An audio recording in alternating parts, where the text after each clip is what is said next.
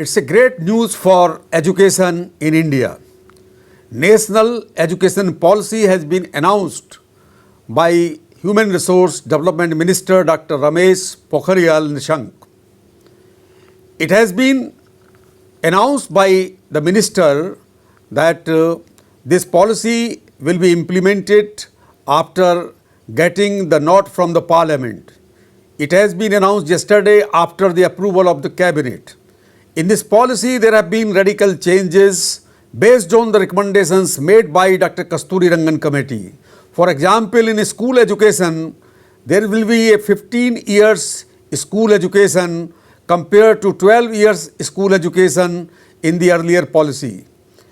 Here in school education, preschooling has been added for 3 years. It means that there will be emphasis on preschooling, and the government scheme through Ministry of Women Welfare and Child Welfare will be merged into the school education. In higher education, big changes have been introduced. For example, there will be the 4 years degree in higher education. In the first year, if someone leaves, that will get a certificate. After second year, if a student leaves, will be given a diploma, and a degree will be granted after completion of the 3 years. 4 years degree will be given only those who complete a multidisciplinary undergraduate course. MA degree will be for 1 year. MPhil is being removed, and there will be direct admission from postgraduate MA or MCom to the PhD degree.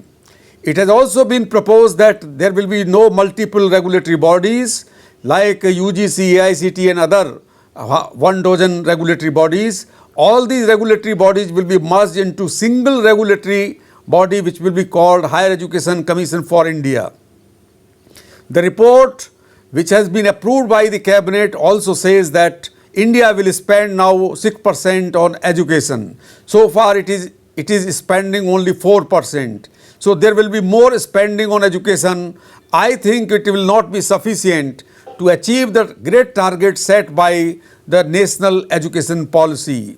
After these radical changes, the big issue will remain unresolved, that how to ensure the effective implementation of the recommendation of Dr. Kasturi Rangan, which has been approved by the Union Cabinet.